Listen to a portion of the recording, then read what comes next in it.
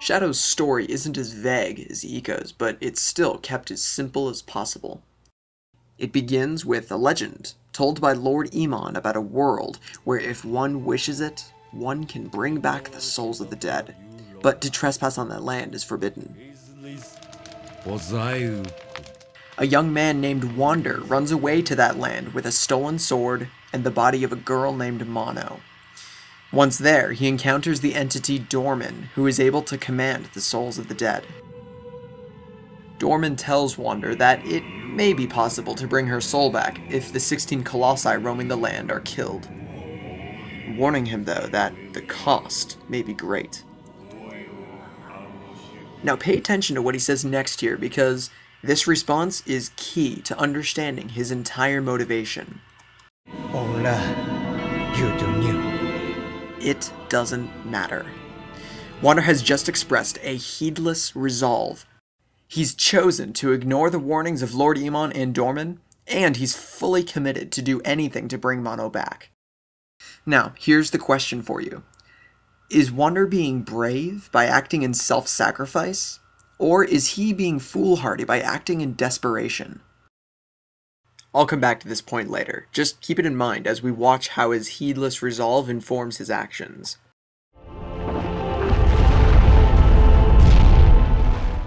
Upon the death of a Colossus, its dark spirit within is released and forcibly possesses Wander.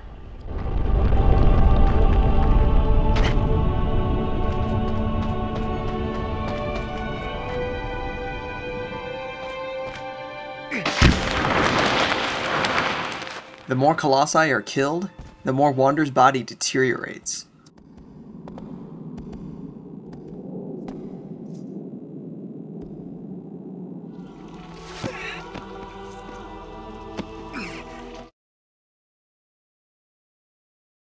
At the same time, Mono's body is being restored. In the end, we learn that Dorman's power had been locked within the 16 Colossi by Lord Emon's people, and so by killing the Colossi, Wander has become a vessel for Dorman's resurrection.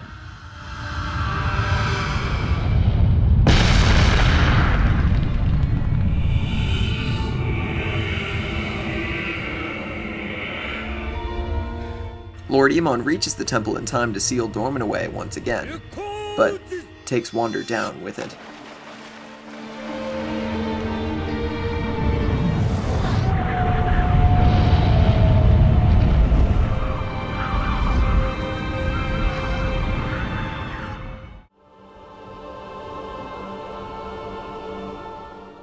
When Mono wakes up, she finds him changed into an infant with horns, the same horns that marked him at Dorman's possession.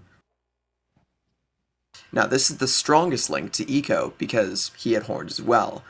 Presumably, Wander is the origin of the line of horned people, but that's one interpretation.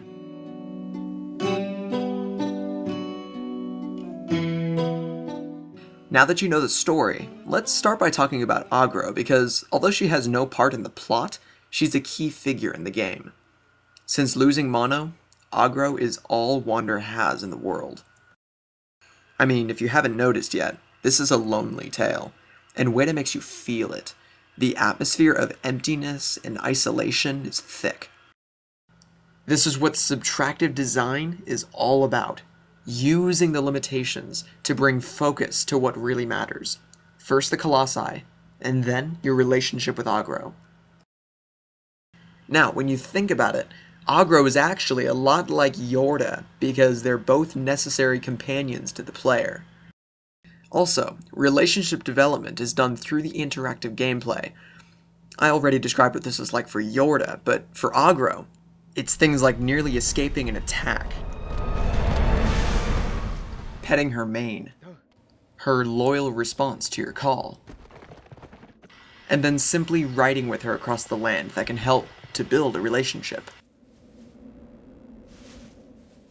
But aside from these two general similarities, their characters are completely opposite. Yorda's character is timid, frail, and dependent. For example, she hesitates and doesn't start running every time you call her.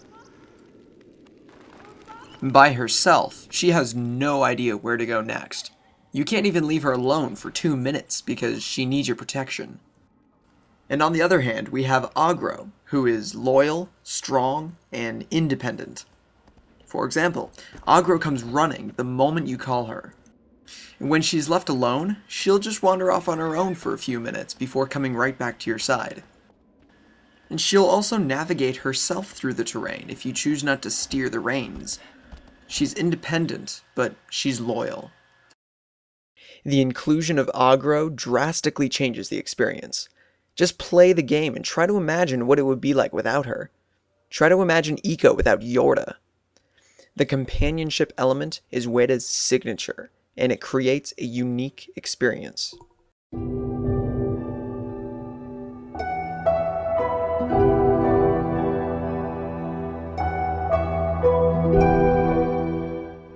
The best way I can describe this game is that it's about answering the question, what would you be willing to do if you could save a loved one's life?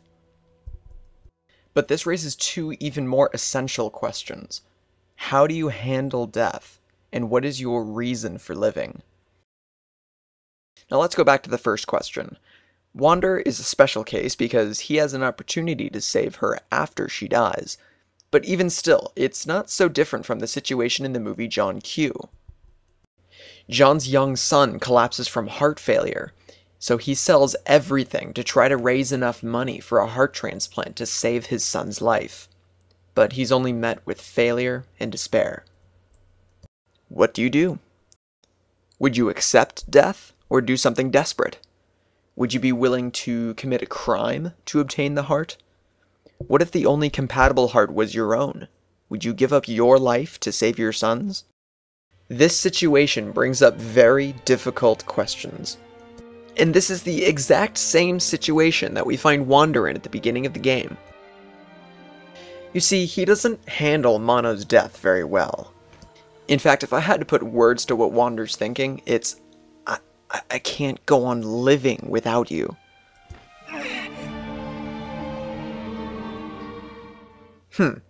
Kind of reminds me of Romeo. He'd rather die than bear life without her. Do you know why Wander and Romeo are tragic characters?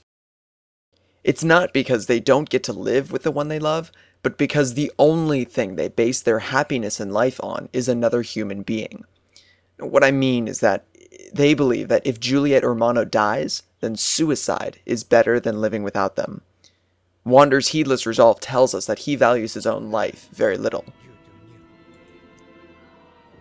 It's tragic that life ends for them once the other dies.